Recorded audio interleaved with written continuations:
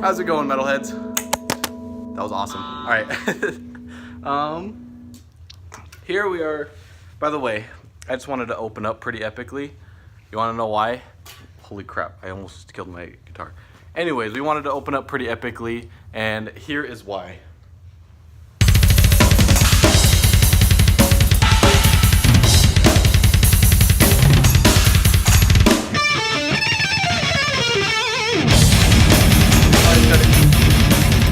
Okay, that is why, because this album opens incredibly epically.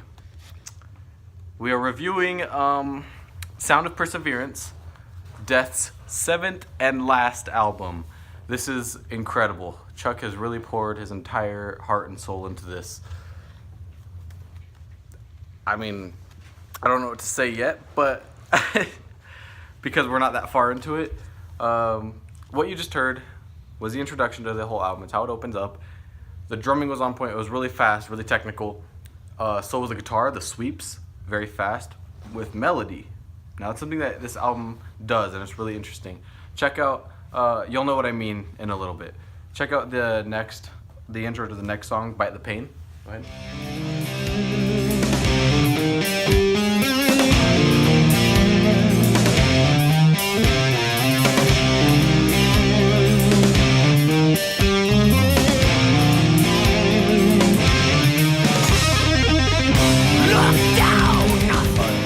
What? Was that too amazing? Yeah, it was awesome. It was so amazing. How'd you see that? You looked away and I did it. I saw it through the camera.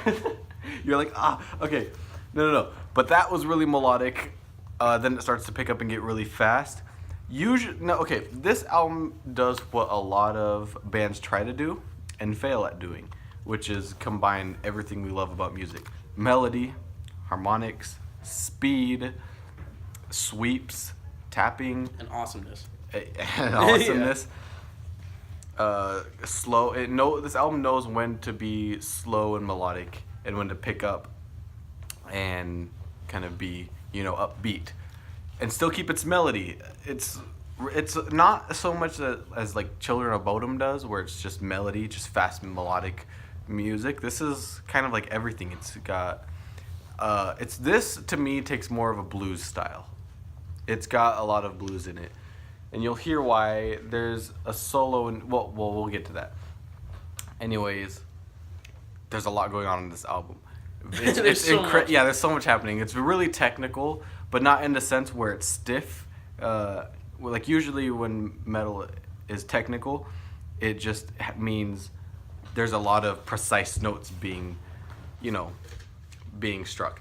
In this case, it's technical in the sense that there's just so much. There's like layers. There's layers of melody, and they're on top of a beat, on top of like a groove. Yeah, and usually when you put the two together, they don't make sense. But on this album, it makes a lot of sense. Chuck really knows what he's doing on here. I think this album is when Chuck is at his peak. He really is just a musical genius at this point in his career. At this point, yeah, he's just bleeding metal. He's just bleeding perfect music at this point. He knows what he's doing with it. He's not just a good metal musician. You bleed metal. At this point, he's not even just a good metal musician. He's a good musician in general. So, anyways, then we have Story to Tell, which is the next track on here. I think personally that this is the most epic of the whole album. It's got like the biggest, most vast, strong song structure with its introduction, its verses, and its chorus. And the chorus is kind of put into multiple pieces. And then it's made up of multiple little pieces. Then we have this little middle section.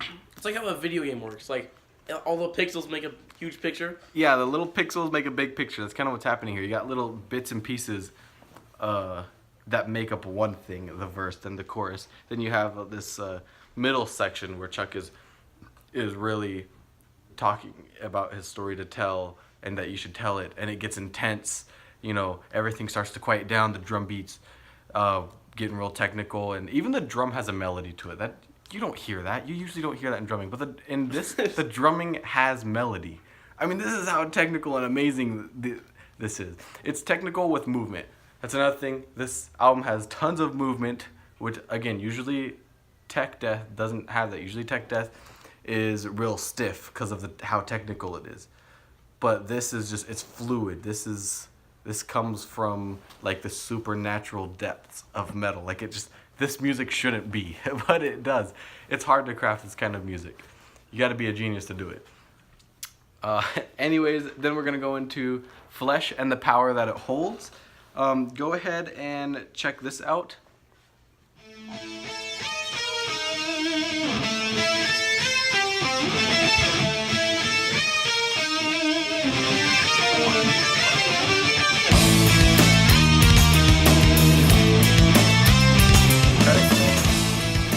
I really want a bite of this hot dog, so hold on one second.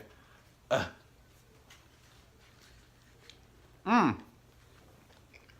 shit is delicious. Okay. Here, play it while I chew.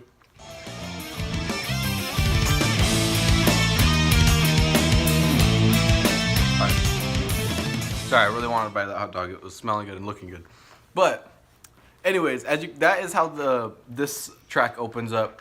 Flesh and the Power That It Holds. Now, again, these songs have different structures, progressive structures, and not even progressive structures. They're more so just real intricate and dynamic. They're complex patterns. They're actually, now this is what's interesting. What Death has been doing lately on the albums before this is they've had progressive kind of song structures. On this album, they have more simple patterns, but are really intricate and dynamic. There's a lot of, I don't even know how to explain it, but there's a lot of awesomeness is what he's saying. It's a lot of awesomeness, it is.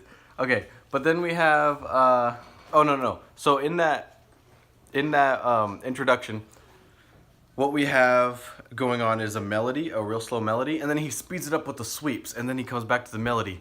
The transitions are great. Again, usually metal musicians try and do that and fail at it. An album I can think of off the top of my head is Metallica's, what's it called? The Death Magnetic album. They have a song on there that tries to do that, but it doesn't work. It just sounds real choppy, real like the tempo's this, then all of a sudden it's this, and the tempo's this, then all of a sudden the tempo shoots up, and then it gets mid-tempoed. It doesn't make sense. But on here, yeah, he can do it and it works. He puzzles it. He puzzles it. Puzzles it together, yeah. He pieces it together. Everything is great. There's so much to talk about on this album. This is a true piece of art. This is something that, Chuck deserves a reward for. Now, I know I said in the last video that Symbolic is my favorite album and that all musicians should do it. But that doesn't mean that this is tougher to do. This album is a work of art, essentially. To him, it's tougher to do because he can't do sweeps. Well, not even that. I'm not talking about just like instrumentation wise. I'm talking about structure wise. Like I know, Like the structures of the song are really what make this album unique. It's so just dynamic all around. There's just so much to dive into. It's like a whole new world when you get into here. There's just so much to dig into and see. Anyways, off of that same song that I just showed you, we're going to show you what it does later on, and it does this. Go ahead and check it out.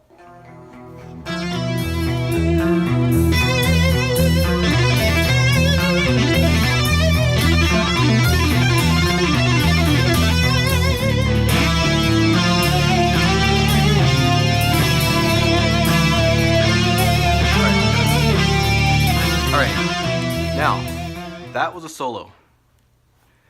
What's really interesting about that is that this does something that I've only seen in blues music, where the solos are really focused. Well, it's not only that they're really slow, but it's they're harmonics. He's really just focusing on stretching out and giving the most out of a single note. He's taking his time and really just delivering to you a single note. Now, what's so special about a single note, right? He's really just emphasizing the note. It's polished, it's juiced. He's like really squeezing all the juices out of a single note. Beautiful solo. And also he does add speed at certain points. He gives you the nice harmonics, and then he'll just speed up with the sweeps, and it's insane. It is insane. Let's continue this.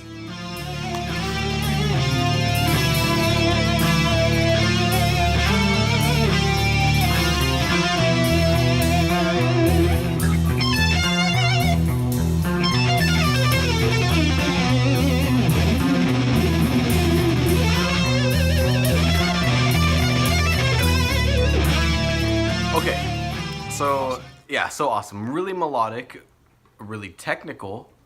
The pacing, it's like it's fast, but it's not. It's a fast pace, but yet you're supposed to hear it like kind of like this, like just real smooth.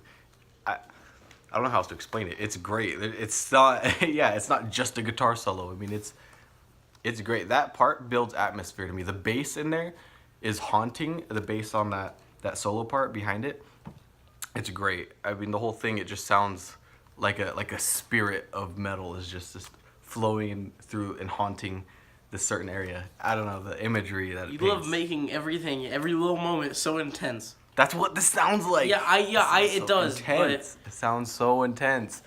Not like it punch you in the face intense, but just like it sounds kind of cinematic or something, or theatrical. Yeah. Anyways, the next thing I want to show you is Voice of the Soul. This is an instrumental that does not need any lyrics because it paints an image by the sound of it. This sounds like the voice of the soul. It honestly sounds like a soul that is crying out and persevering and enduring a lot. And it's struggling, but it's making it. That's what this sounds like. Just take a listen to how it starts out.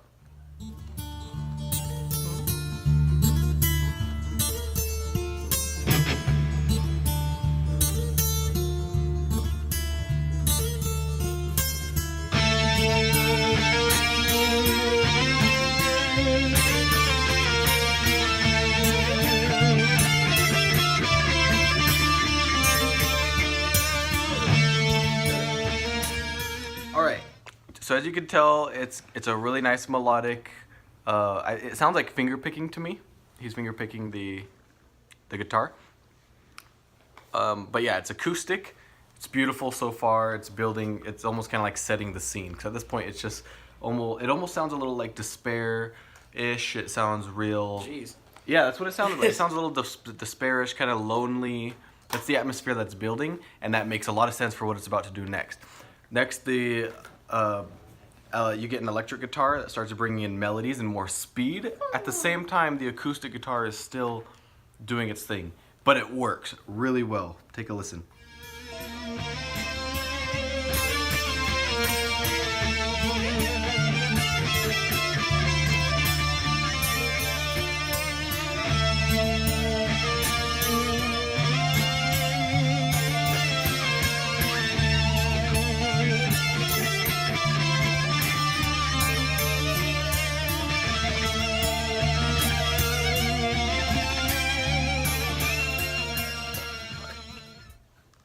All right.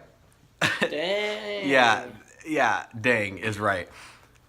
The where do I start with that? There's so much to.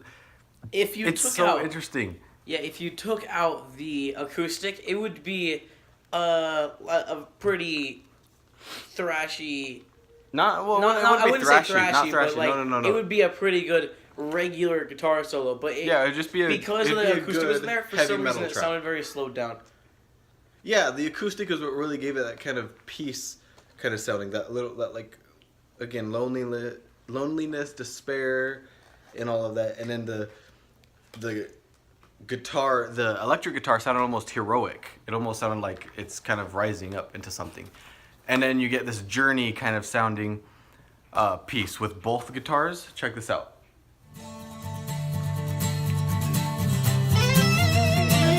Yeah, it's like an adventure.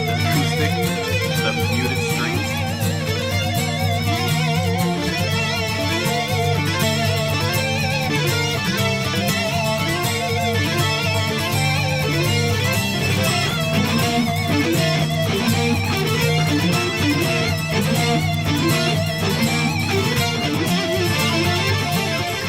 All right, cut it. So there's a lot happening there. you have the muted strings on the acoustic, which give it kind of like this fantasy, almost journey kind of feel. Yeah. Then you have the electric guitar, again, sounding kind of heroic. Something's happening coming out of this despair.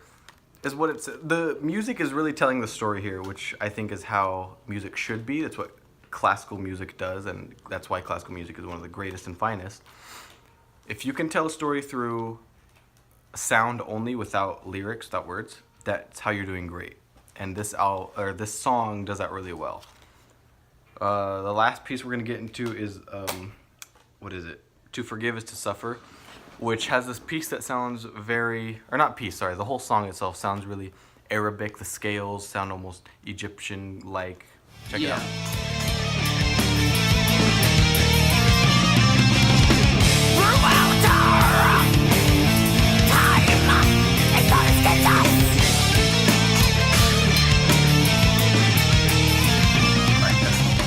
Sounds like a mummy just woke up from his Yeah, tomb. it sounded like a mummy just coming in and haunting. I don't know. Anyways, there it is for you in a nutshell. We have Sound of Perseverance. Isaac, 1 out of 5 stars. 5 out of 5 stars. 5 out of 5 stars, huh?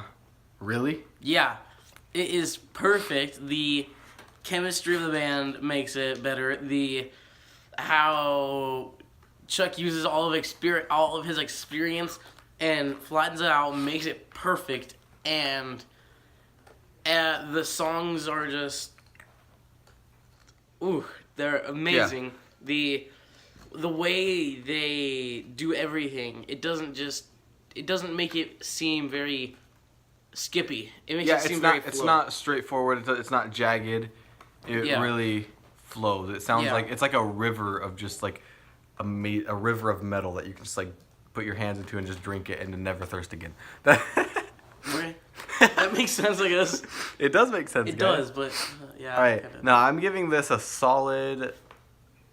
Let's give this a 4.5. This is a piece of art. This is really good. Yes, I know. I gave Spiritual Healing a better rating.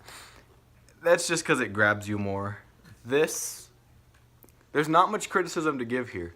It's just that I think the album is a little bit too long. Sometimes there are some songs where the pattern will repeat itself quite a bit. That's the only thing holding this album back. Yeah, honestly, I would have given it like a 4.5 if like all the band members hated each other, and it's just everything that applies to this album, like the entire band, the chemistry is great. Album, the chemistry is great. Every band member goes together really well. Do you recommend this album, Isaac? I do recommend it because even if you're coming from any other type of genre of metal, then you still get that feel of it. It just has everything really, because it has awesomeness.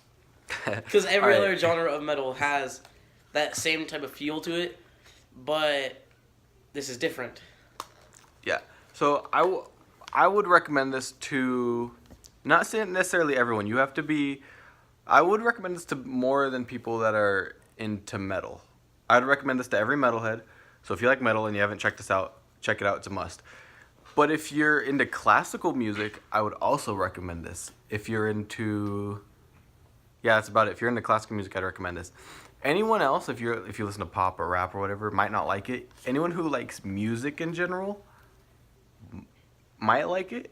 It's rough. This album's it's tough to digest. So yeah, I just recommend this to any metalhead. Listen to it, and anyone that likes classical music, I would also recommend this. So yeah. Let us know what you think about this album. Comments below. See you in the next video, which is where we are going to build the wall of metal. So excited, which is where we do our top 10s of all time, top 10 metal albums of all time. And now that we're done with Death Week, we can really expand and do more things, be diverse. Look out for more. Suggest anything that you want to see later on this channel. So like a reaction, like even if you want us to like break down a album or a song for you, and any album reviews you'd like to hear from us. It doesn't have to be metal. That's another thing. I would like to keep it metal, but if any of you guys are subscribed to the channel or anything, and you're from a different genre of music and want to hear, hey, what does a metalhead think of this? Gladly. But overall, we want to keep this channel metal, you know. So, anyways, stay metal. See you later.